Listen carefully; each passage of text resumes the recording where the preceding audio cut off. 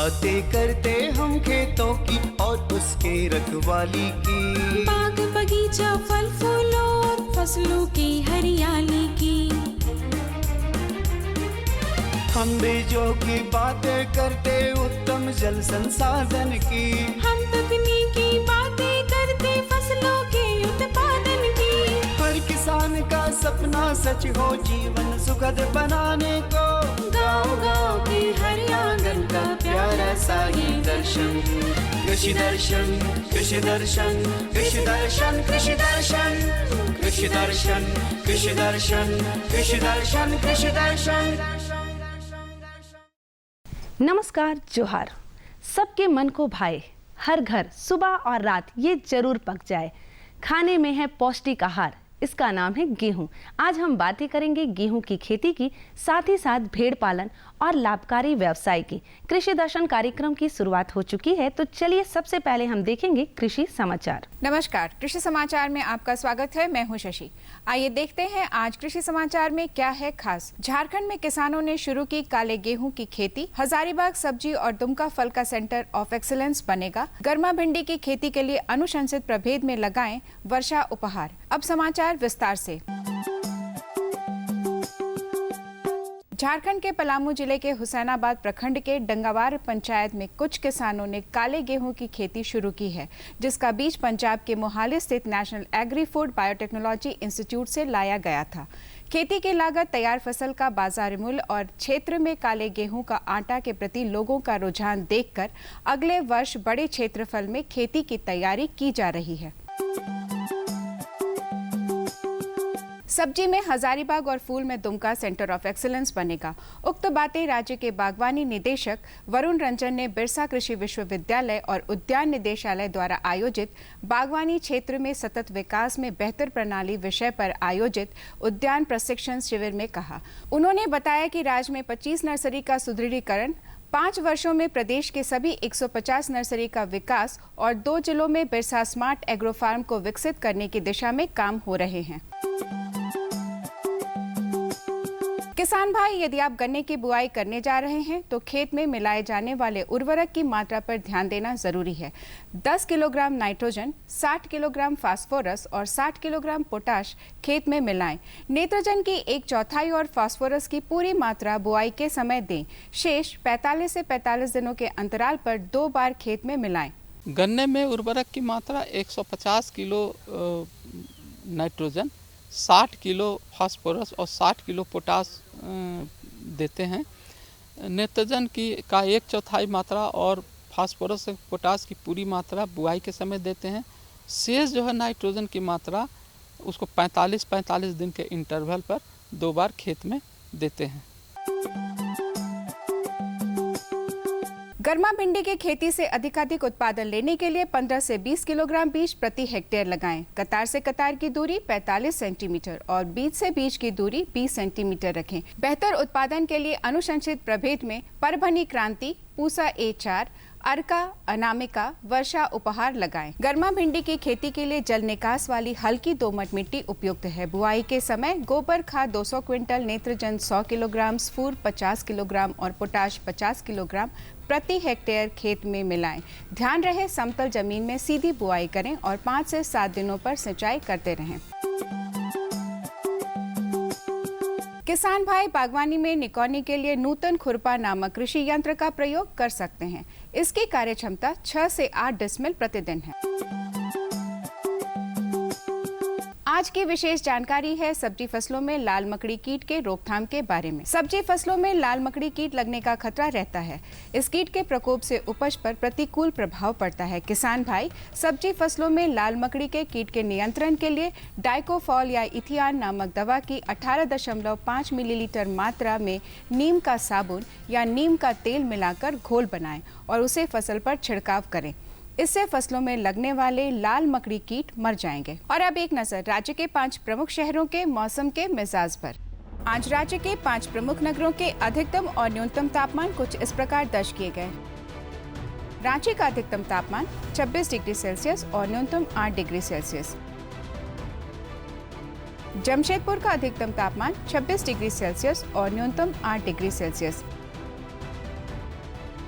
मेदिनीनगर का अधिकतम तापमान 23 डिग्री सेल्सियस और न्यूनतम 5 डिग्री सेल्सियस। देवघर का अधिकतम तापमान 26 डिग्री सेल्सियस और न्यूनतम 8 डिग्री सेल्सियस। धनबाद का अधिकतम तापमान 30 डिग्री सेल्सियस और न्यूनतम 8 डिग्री सेल्सियस दर्ज किया गया।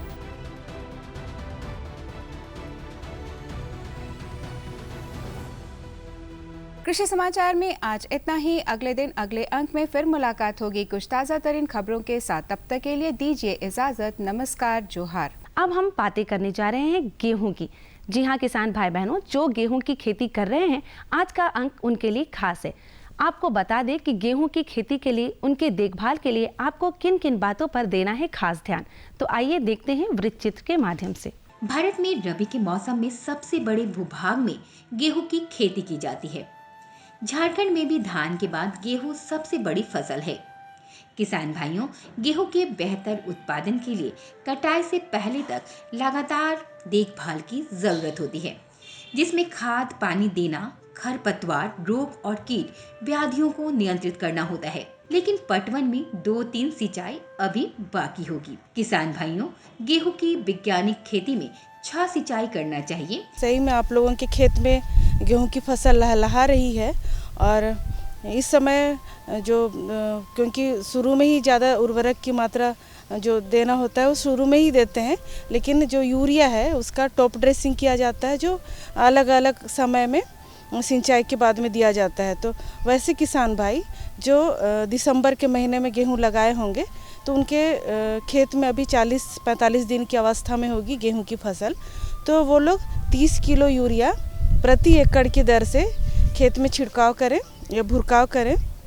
और उससे पहले खेत में एक बार सिंचाई दे करके निकाई गुड़ाई कर ले, जिससे कि जो खरपतवार होते हैं वे जो यूरिया है उसको ले ना पाए और पौधों को समुचित मात्रा में यूरिया मिल सके। जो नाइट्रोजन है वो फसल के बढ़वार में बहुत फ़ायदेमंद है। उससे किसानों को दिखने में ही पता चलेगा कि यूरिया फसल दिए हैं तो पत्ते हरे हो गए हैं और उसमें जो कल्ले हैं वो भी अच्छी तरह से बनेंगे।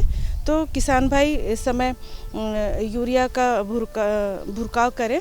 और वैसे किसान भाई जो समय से लगाए हैं, यानी कि नवंबर में लगाए हैं, तो उनके यहाँ भी अभी 60-65 दिन का हो गया, मतलब अभी कल्ले जो पूरे हो चुके हैं और बालियाँ निकलने की अवस्था में है। और अगर उससे भी पहले कोई किसान भाई लगाए हैं गेहूँ तो उनके यहाँ बालियों में फूल आने की अवस्था है। तो जो गेहूँ की फसल है उसमें कुछ क्रांतिक अवस्थाएं होती हैं, जैसे कि बीज बोने के 20 से 25 दिन में एक क्रांतिक अवस्था है जिसको क्राउन रूट इनिशिएशन बोलते हैं, या फिर शीर्ष जड़ निकलने की अवस्था।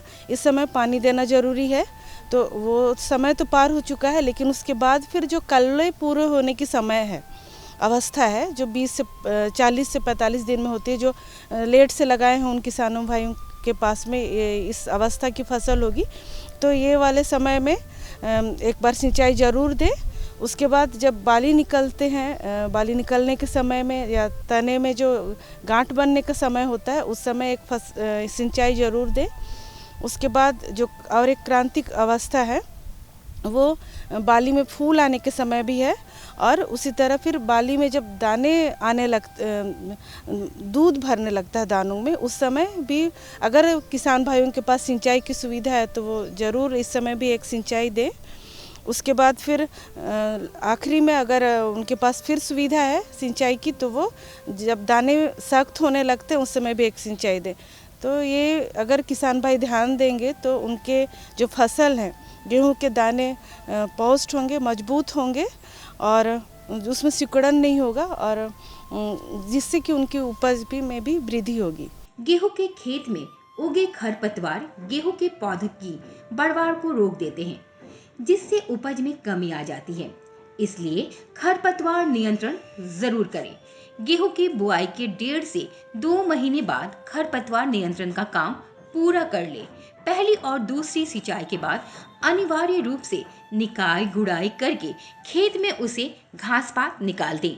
चौड़ी पत्ती वाली घास पात के नियंत्रण के लिए खरपतवारी नाशी दवा 2,4-D के घोल का छिड़काव कर सकते हैं। खरपतवार क्योंकि अभी जो समय से लगाए हैं उन किसानों के लिए तो क्योंकि अधिक अवस्था में हो गया है, उसके लिए भी जो क्रांतिक अवस्थाएं होती है वो बुआई के एक तीसरा जो अवस्था होता है वो शुरू का जैसे 45 दिन हो गया उस तक करने से ज़्यादा फ़ायदा होता है, क्योंकि अगर हम बाद में निकाई गुड़ाई करें तो वो फसल को बहुत ज़्यादा फ़ायदा नहीं पहुंचाएगा, क्योंकि तब तक फसलों में जो दाना होने का जो क्रिया है वो हो चुका होता है और जो जितना लेना रहता है वो खरपतवार पहले ले चुके होते हैं।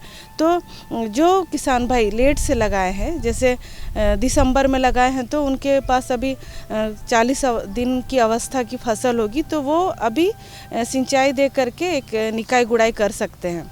गेहूं फसल से संपूर्ण आर्थिक उपज प्राप्त करने के लिए फसल को रोग और कीट व्याधियों से बचाने पर भी ध्यान दें। गेहूं फसल को सबसे ज्यादा खतरा अनावृत कंड यानी लूज, रुमट, भूरा कीट और काला कीट नामक रोगों से होता है। दवा है जैसे 2,4-D, वो केवल चौड़ी पत्ती वाली खरपतवारों को मारती है। उसका 0.5 किलोग्राम एक्टिव इंग्रेडिएंट मतलब सक्रिय तत्व प्रति हेक्टेयर के दर से डालें। और हमेशा किसान भाई ध्यान दें कि 1 हेक्टेयर खेत में करीब 500 से 600 लीटर पानी की आवश्यकता होती है। पूरी जो किसान का चाल और उसको जो नोजल से दवा छिड़कता है तो उसका हिसाब से करीब 500 से 600 लीटर पानी की आवश्यकता होती है। तो इन बातों का ध्यान दें। किसान भाइयों, गेहूं फसल में कीटों का प्रकोप बहुत कम होता है। कई बार आरंभिक अवस्था में दीमक लगते हैं। इससे बचाव के लिए क्लोरपोरिफास 20 EC दवा 5 मिलीमीटर प्रति किलोग्राम बीज की दर से बीजोपचार करके बीज बोएं। यदि गेहूं की खड़ी फसल में दीमक का प्रकोप दिखे तो क्लोरपोरिफास दवा 2.5 मिलीमीटर प्रति लीटर पानी की दर से घोल बनाकर ड्रेचिंग करें। गेहूं के बेहतर उत्पादन में सबसे महत्वपूर्ण होता है सिंचाई। अच्छी उपज के लिए बुआई के बाद हर 20 से 25 दिन के अंतराल पर दानों के सख्त होने तक सिंचाई करते रहें। अनावृत कंड रोग होता है जिसमें कि बालियों में बालियां नहीं बन पाती हैं, पूरी बालियां काले रंग के चूर के रूप में बदल जाती हैं, जिसको कि लूज स्मट भी बोलते हैं। तो उसमें दाना नहीं बन पाता है और बालियां पूरी काली काली हो जाती हैं। तो ये बीमारी होता है फिर, और ये ज़्यादा होता है। फिर दूसरा एक काली कीट बोलते हैं या भूरी कीट बोलते हैं, जिसमें पत्ते या तने में काले या भूरे रंग का धब्बा बन जाता है और बाद में ये पीला होकर के फिर सूखने लग जाते हैं। तो इन सब से बचाने के लिए एक एंडोफिल M45 नामक दवा है या डायथेन जेड दवा, इसको 2.5 ग्राम प्रति लीटर पानी के हिसाब से किसान भाई छिड़काव करें। और जैसे मैंने बताया कि करीब 500 से 600 लीटर पानी लगता है 1 हेक्टेयर में, यानी कि 200 लीटर पानी लगेगा 1 एकड़ में। इस हिसाब से किसान भाई छिड़काव कर सकते हैं और इन बीमारियों से बच सकते हैं। वैसे देखा ना किसान भाई बहनों, अब हम आगे बढ़ते हैं और बातें करते हैं भेड़ पालन की। जो भी किसान भेड़ पालन करने का सोच रहे हैं वो फटाफट भेड़ पालन के लिए आगे बढ़ जाए, क्योंकि इनसे होंगे आप लाभान्वित। भेड़ पालन के साथ साथ आज हम आपको बताएंगे कि किन किन व्यवसाय से आप लाभान्वित हो सकते हैं। तो चलिए विस्तार से इसके बारे में जानते हैं। भेड़ पालन ग्रामीण अर्थव्यवस्था की महत्वपूर्ण कड़ी है और स्वरोजगार का सशक्त माध्यम। भेड़ पालन कम पूंजी में शुरू किए जाने वाला व्यवसाय है। झारखंड के ग्रामीण भी आसानी से भेड़ पालन कर सकते हैं। भेड़ पालन का व्यवसाय झारखंड में असीम संभावनाएं हैं, चूँकि भेड़ पालन किसी भी जगह किसी भी वातावरण में आसानी से किया जा सकता है। खास करके चाहे रेगिस्तानी ज़मीन हो, चाहे बंजर हो, चाहे पथरीली जगह हो, चाहे पहाड़ हो, चाहे शुष्क जगह हो, चाहे अर्ध शुष्क जगह हो, सभी जगह पे ये अनुकूल वातावरण में भेड़ पालन आसानी से किया जा सकता है। भेड़ पालन करने का मुख्य जो कारण है उसमें मांस के साथ ऊन, दूध और खाल का प्राप्ति आसानी से किया जा सकता है। खास करके भेड़ का जो मांस है बहुत ही स्वास्थ्यवर्धक होता है, जिस कारण भारत के साथ ही पूरे विश्व में इसका मांग दिन प्रतिदिन बढ़ती जा रही है। और उसके साथ ही भेड़ का दूध से जो घी बनती है उसको अशुद्धि का प्रयोग बहुत ज़्यादा होता है। साथ ही इसका भेड़ का जो चर्बी है उससे बहुत ही कीमती दवाएं बनाई जाती है। साथ ही इसमें मोमबत्ती का भी बनाने का प्रयोग किया जाता है। भेड़ पालन से अधिकाधिक लाभ प्राप्त करने के लिए आधुनिक, वैज्ञानिक, व्यवस्थित और उन्नत तरीके से भेड़ पाले झारखंड के ग्रामीणों और किसान भाई बहनों की आय बढ़ाने के लिए उन्हें भेड़ पालन के लिए राज्य सरकार की ओर से वित्तीय सहायता दी जा रही है। इसके लिए मुख्यमंत्री पशुधन विकास योजना का संचालन किया जा रहा है। हम लोग बकरी पालन करते हैं, उसी तरह से भेड़ पालन को भी हम लोग का झारखंड राज्य में अपनाया जाता है। और इसमें आप देखेंगे कि गाय चाहे बकरी चाहे सूकर पालन के साथ भी भेड़ पालन को लोग अपनाते हैं, लेकिन अधिक लाभ कमाने के लिए आधुनिक जो तकनीकी है भेड़ पालन का उसको अपना के ज़्यादा लाभकारी बनाया जा सकता है व्यवसाय को। राज्य में देखें, झारखंड राज्य में तो खास करके पलामू, लातेहार, गढ़वा क्षेत्र में भेड़ पालन बहुत अधिक किया जाता है। लेकिन अगर कोल्हान क्षेत्र में भी अगर बात करें हम लोग तो सरायकेला है, पूर्वी सिंहभूम, पश्चिमी सिंहभूम में भी बहुत ज़्यादा भेड़ पालन किया जाता है और अच्छे कमाई का साधन है। इसमें आय का भी दुगना करने का संभावना है। जैसे कि अभी झारखंड सरकार के द्वारा पशुधन विकास योजना में भेड़ पालन को भी उसमें रखा गया है, जिससे कि आय दुगनी की जा सके। ऐसे तो जो भेड़ पालन पशुपालक है वो बहुत ही भूमिहीन और सीमांत किसान होते हैं, लेकिन आज के ज़माने में जब इसके मांस और इसका ऊन का डिमांड बहुत ज़्यादा हुआ है, मांग बढ़ा है, तो कोई सभी संप्रदाय के लोग भेड़ पालन व्यवसाय को कर रहे हैं। और इसके लिए आप देखें कि अच्छे नस्ल का चुनाव करते हैं। अच्छे नस्ल का चुनाव में हम लोग का झारखंड राज्य में छोटा नागपुरी है, लेकिन अगर इसमें वज़न कम होता है, 15 से 20 किलो का ही वज़न होता है, जिसमें मांस का उत्पादन बहुत कम होता है। साथ ही ये जो ऊन इससे ऊन प्राप्त होता है वो दरी और कालीन के लिए उपयोग होता है और वस्त्र के लिए नहीं हो पाता है। लेकिन अगर हम इसको संकर कर दें, क्रॉस ब्रीडिंग कर दें, मुजफ्फरपुरी नगरी जो भेड़ है उसे अगर कर दे तो इसका वज़न ज़्यादा हो जाता है और ऊन का भी प्राप्ति अधिक होता है। और उसके साथ ही अगर हम लोग देखें नस्ल, भारत में तो ऐसे 42 तरह के नस्ल पाए जाते हैं, सभी राज्यों में है और अच्छे नस्ल पाए जाते हैं। लेकिन अगर हम लोग देखें जो ऊन उत्पादन करना चाहते हैं उसको मेरिनो नामक जो नस्ल है उसको पालन करना चाहिए। और साथ ही जो खास करके हम लोग का राज्य झारखंड में मांस के लिए ज़्यादा और जो मोटे ऊन होते हैं दरी और कालीन के लिए प्रयोग होते हैं, उसके लिए आपको मरवारी नस्ल है, जैसलमेरी है, मंडिया है, इस तरह शाहबादी है, इस तरह के भेड़ का उपयोग करना चाहिए। लेकिन अगर दूध के लिए भी देखें, कहीं कहीं पे जो दूध का प्रयोग होता है उसका काफ़ी मांग है अशुद्धि के लिए, तो आपको मरवारी या जैसलमेरी का प्रयोग करना चाहिए।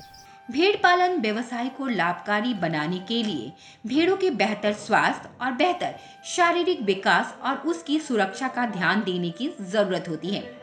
इसके लिए भेड़ों का आवास प्रबंधन, आहार प्रबंधन, स्वास्थ्य एवं चिकित्सा प्रबंधन उत्तम होना चाहिए। इसका जगह का चुनाव बहुत ध्यान देने योग्य है। जगह ऊपरी सतह में होना चाहिए। साथ ही इसका जो बाड़ा होगा आधा छत होना चाहिए, आधा खुला होना चाहिए, क्योंकि आसानी से रोशनी उस घर पे जा सके, शेड में जा सके, हवा आदान प्रदान आसानी से हो सके। उसके लिए अलग अलग गृह का बनाना चाहिए। प्रसूति गृह अलग होना चाहिए, नर के लिए अलग होना चाहिए, मादा भेड़ के लिए अलग होना चाहिए, चाहे मेमनों के लिए भी अलग होना चाहिए। अगर हम लोग देखें तो 12 गुना 18 वर्ग मीटर का एक बाड़ा बनाना चाहिए, जिसमें कि 8 से 10 भेड़ आराम से पाला जा सकता है। और साथ ही अगर हम लोग आहार प्रबंधन की बात करें तो भेड़ ऐसा पालतू जानवर है जो सभी तरह की चीज़ों को खा के आसानी से जीवन निर्वाह कर सकता है। जैसे कि आपको घास है, सब्जी के पत्ते हैं, सूखा पुआल है और अन्य तरह के जो भी चीज़ें हैं लोकल जो अवेलेबल है उसके द्वारा हम लोग आसानी से पालन कर सकते हैं। लेकिन अगर आधुनिक तरीके से व्यवसाय करना चाहते हैं तो इनको दो तरह से हम लोग रख सकते हैं। एक तो 70% जो दाना दे के रख सकते हैं और 30% जो हम लोग जो चारा व्यवस्था है उससे हम लोग कर सकते हैं। खान पान में भेड़ों को सब्जियों के पत्ते, घास और सूखा पुआल दे सकते हैं। बेहतर और पुष्ट शारीरिक विकास के लिए 70% दाना और 30% हरा या सूखा चारा दे सकते हैं। कम लागत में आहार व्यवस्था करना हो तो 6 से 8 घंटा चराएं। लेकिन अगर छोटे किसान है, जो सीमांत किसान है, उनको कम लागत में भेड़ व्यवसाय अगर किया जाए तो ज़्यादा लाभकारी सिद्ध होगा। इसके लिए आपको अधिक से अधिक समय तक बाहर चराना चाहिए, जैसे 6 से 8 घंटा तक चराना चाहिए और साथ में पूरक आहार देना चाहिए। 300 से 400 ग्राम अगर दाना मिश्रण दे तो बहुत अच्छा इसमें जो शरीर का बढ़ोतरी है वो आसानी से हो पाता है। इसके लिए अगर जो वयस्क भेड़ है उसको अगर हम आहार तालिका के रूप में हम लोग बात करें तो जो मक्का का दरा है उसको 37% देना चाहिए और बरबट्टी, जो टूटे हुए बरबट्टी हैं जो हम लोग का झारखंड में आसानी से प्राप्त की जा सकती है, टूटे हुए चना है उसको हम लोग 15% देंगे। उसके बाद जो खल्ली है, जैसे मूंगफली का खल्ली है, सरसों खल्ली है, तीसी का खल्ली है, इसको हम लोग 25% देंगे और चोकर हम लोग 20% देंगे। इसके साथ ही खनिज लवण का मिश्रण हम लोग को इसमें मिलाना चाहिए, 2.5% इसमें मिलाना चाहिए और साथ ही इसमें नमक का भी प्रयोग 0.5% करना चाहिए। लेकिन अगर छोटे मेमने जो हैं, भेड़ के जो छोटे बच्चे मेमने हैं, उनको भी हम लोग आहार प्रबंधन का व्यवस्था करना चाहिए। इसके लिए आपको जो प्रोटीन उसको मात्रा बढ़ा देना चाहिए। इसके लिए आपको 25% जो है दाना देना चाहिए, मकई का दाना देना चाहिए। खल्ली आपको देना चाहिए ये 35% तक, जिसमें आपको मूंगफली का होना चाहिए, सरसों का होना चाहिए और तीसी का होना चाहिए। साथ ही टूटे जो बरबट्टी है या तो चना है या तो फिर यहाँ का जो दलहन का जो टूटा हुआ चीज़ है उसको मिला के हम लोग 20% तक दे सकते हैं और खनिज लवण और नमक भी इसमें भी मिलाना चाहिए।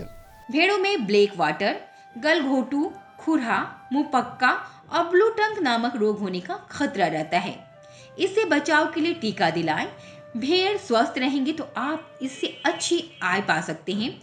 भूमिहीन ग्रामीण या छोटे किसान 1 दर्जन भेड़ से भेड़ पालन का व्यवसाय शुरू कर सकते हैं। अगर एक छोटे किसान है जो भूमिहीन है, चाहे सीमांत किसान है, वो 10 से 12 भेड़ से व्यवसाय शुरू कर सकता है। और आप देखे होंगे किसान भाई कि कभी कभी 500 से 1000 भेड़ भी लोग रखते हैं, जिसको कि हम लोग माने जगह बदल बदल के उसका व्यवसाय करते हैं और पूरे देश में ये प्रचलन निमोडिक के नाम से प्रचलित है। अगर आप किसान 10 से 12 भेड़ से व्यवसाय शुरू करते हैं तो आसानी से एक भेड़ से 1000 से 1500 रुपया तक का कमाई प्रति भेड़ प्रति वर्ष किया जा सकता है। देखा ना किसान भाई बहनों, आपके चेहरे की मुस्कान से पता चल रहा है कि आज का ये अंक आपको बहुत ही पसंद आए। यूं ही नई नई जानकारियां लेकर हम आपके पास आते रहेंगे। आज के लिए इतना ही। फटाफट आप हमारा पता नोट कर ले ताकि कृषि से जुड़ी किसी भी तरह की कोई समस्या हो, समाधान हो या सुझाव हो तो आप हमें हमारे पते पर जरूर लिखें। हमारा पता है कार्यक्रम कृषि दर्शन, कृषि प्रकोष्ठ द्वारा केंद्र निदेशक, दूरदर्शन केंद्र, रातू रोड, रांची, पिन संख्या 834001। अब आप मुझे और हमारे कृषि दर्शन टीम को विदा दीजिए। जोहार।